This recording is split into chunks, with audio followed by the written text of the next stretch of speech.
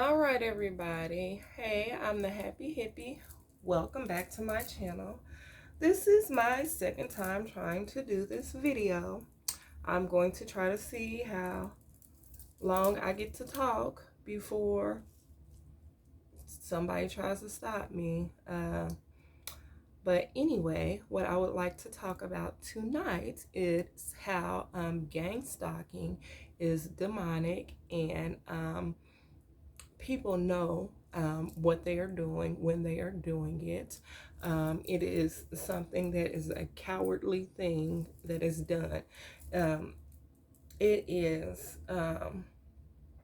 group thinking. It is bullying.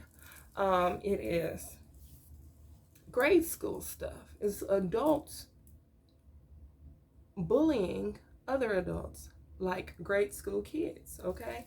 And they do it in groups together so that none of them will feel like the bad guy. It's like, oh, okay, this is the person that we all agree, to pick on. So it's all okay and it's all cool because we're all doing it. Yay, we all don't like this person. Okay, so that's spell work too. And, you know, so when I talk about spell work and gang stalking and stuff like that,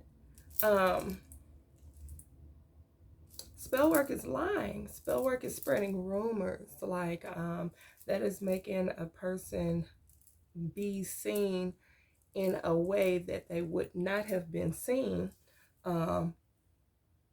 had if it were not for the story that you guys are telling. Okay, so it's like you are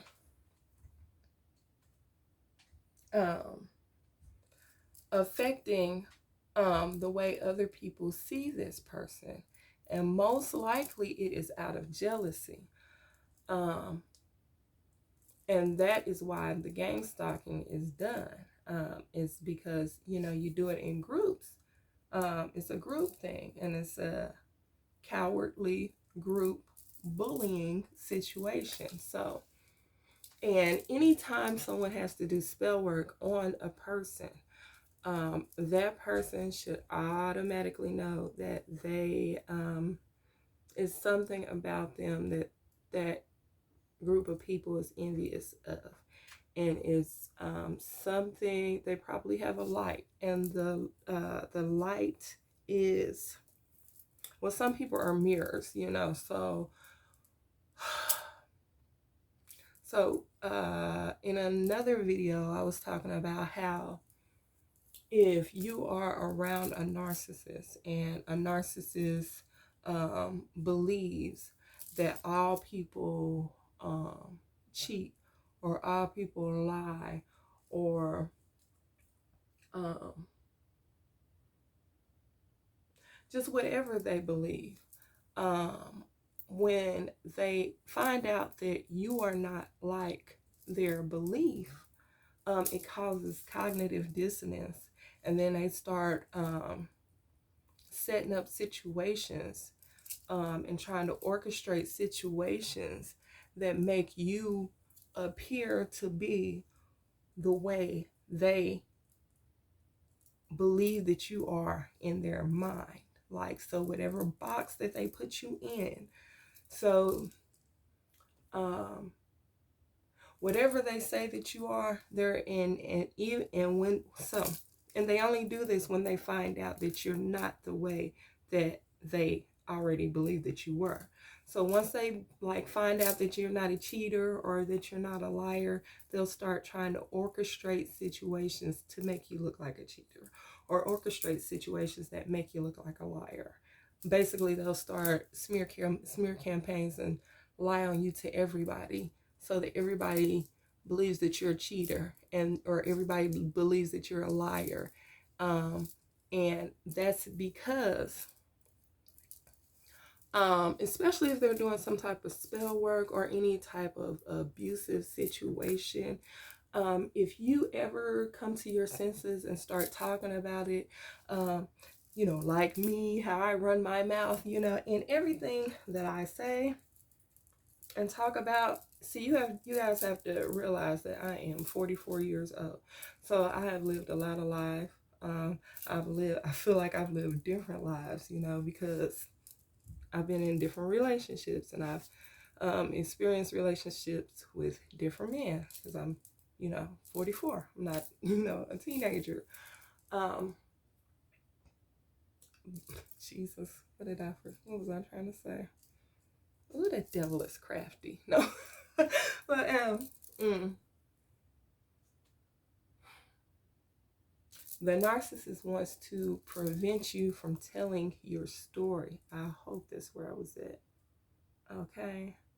But I think the victory is in telling your story. But they want you to be embarrassed.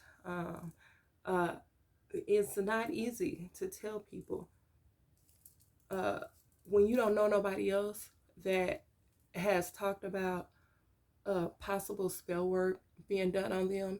It's not easy to go and tell somebody that, and they know that. So just think about if somebody really was doing spell work on you, and they know that you're not going to want to say that or tell anybody that, because they know that people are going to think you're crazy, and then they're going to start talking about calling you a witch and stuff. And isn't that ironic that the people that start calling you a witch those are the people that are actually sending the spell work and negativity to you. And it's called projection. Okay, it's like because narcissists tell on themselves, so anything that they say about you is a projection of themselves. Okay. And let me see. And that's gaslighting too. Like they project their personality. Like if a narcissist is out here, anything that a narcissist says about you is what they do. So if a narcissist is out here hoeing, they're going to say that you are a hoe. If a narcissist is out here stealing, they're going to say you're a thief. Okay? So it's projection. And they will start to do that to you, especially if you start to tell your story about the abuse that's going on. Like people don't really acknowledge emotional abuse or mental abuse because it don't leave no scars, but it does leave visible signs. Like you can look at people and tell like that they have changed. You can tell like when a person stops smiling, because they narcissist is going to pick somebody that they can feed off of. So they're going to pick somebody that is very happy, somebody with a high vibration. Okay, and then over time you're going to be able to see that person's light dim. You're going to see that that person doesn't smile as much. And then simultaneously, so, okay, this is how it starts out. You'll be able to notice that so with a narcissist and an empath, just because those are just words. To me, I don't get stuck too much on terms, but for sake of conversation, we're going to say a narcissist and an empath, okay? But y'all know what I'm talking about, okay? Whatever terms y'all want to use, if you want to say warlock and, whatever, however, whatever terms you want to use, okay? Okay, I heard. What the heck was I talking about? Oh my God. They don't want me to tell y'all this, Lord. I keep losing my train of thought. I'm hearing sirens outside too, so it's throwing me off.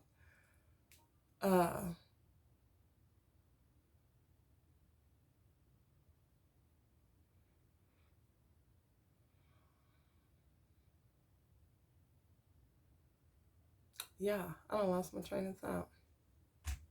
Ain't that nothing? This video is 10 minutes.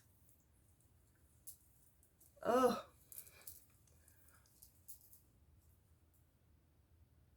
yeah, that's something. That is something. How I keep losing my train of thought.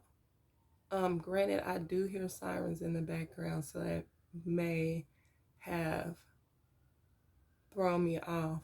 But I just feel like anytime I have something really important to say, it gets blocked. But that's okay, because I'm going to keep coming out here trying. But tomorrow, y'all, I'm going to do a review on this hair though. Look at this hair. Look at this haul. It's kinky straight. I really, really, really like it. It was 22 inches, and I cut probably like an inch off the end because I like it to see. But oh, okay. I said, okay, with a narcissist and an empath, when they first start out, you will notice that the empath is really loving, really happy, high energy. And the narcissist is also going to appear to be happy, pretty high energy. But you will notice that the empath has a little bit more energy, probably a little bit more happier because it's natural for them. But over time, you will notice that the empath, and this is how you can tell who is being siphoned off of, whose energy is being stolen. The empath will start to not smile as much. They will get quiet and stop having so much to say. And the narcissist, at the same time that the empath becomes withdrawn, the narcissist is going to become more excited, more giddy. They're going to get more energy. And this other person is going to start becoming more reserved and more quiet. That is because of repetitive emotional abuse. It's a cycle. They're on a roller coaster with this person, and they're tired of fighting, tired of trying to keep up, tired of debating, because most of the time narcissists like to disagree with you too, and they disagree with you about stuff that they know you're right about, just to infuriate you, because the whole point of it is to make you angry enough to snap, so that they can make you appear to be what they have already told the flying monkeys that you are. So, and basically, if the narcissist is being overly aggressive, then they're going to be telling their friends and family that you are overly aggressive. And in order to prove that, they might set up situations or stage situations to make you snap. And those situations might even be recorded or filmed, so that they can have proof. Like they also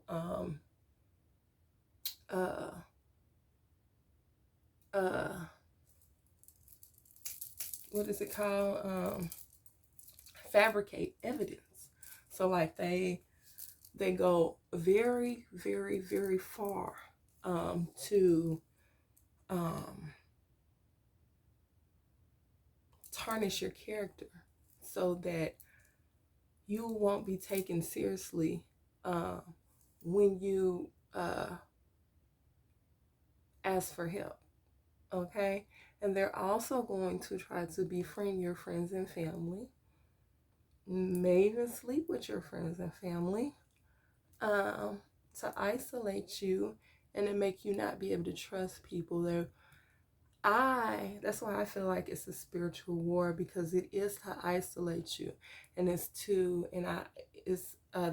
because these people are depressed, and they are trying to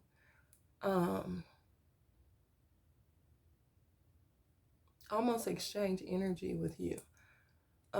They want to inhabit your light. They want to, they want your light, and they want you to have their spirit of depression, spirit of suicide. That's why, people, narcissistic abuse is serious because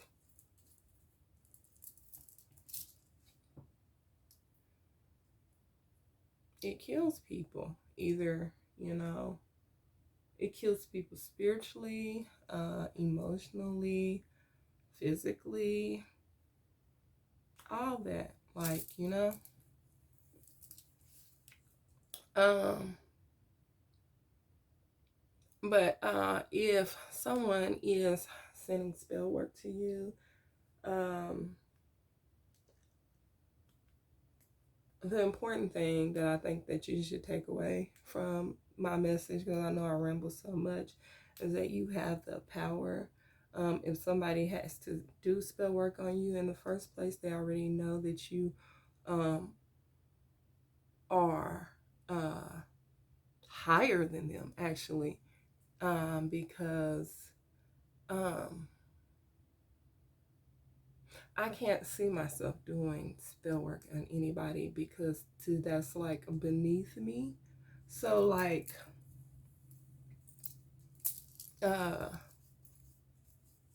I just don't see why I would be doing spell work on somebody. For what? For what?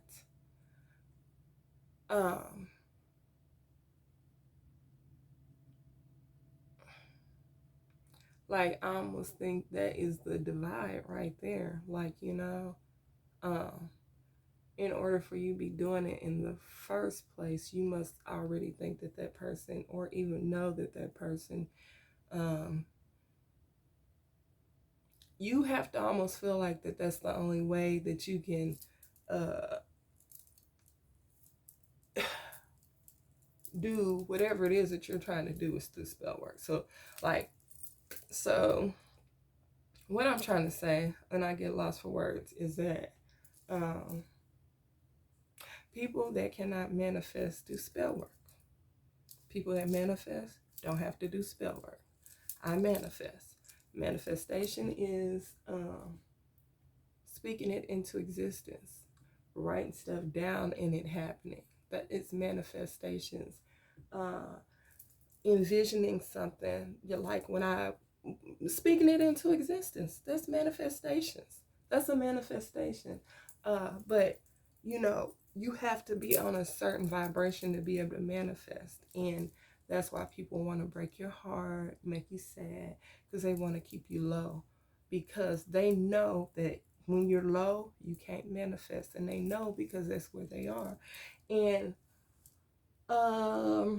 when I talk about the sex demons and entity attachments and stuff, all that extra freaky stuff, all that group sex and all this stuff, and sex with everybody that's having sex with everybody else, y'all all are corded together with these entity attachments, and that's why you cannot manifest.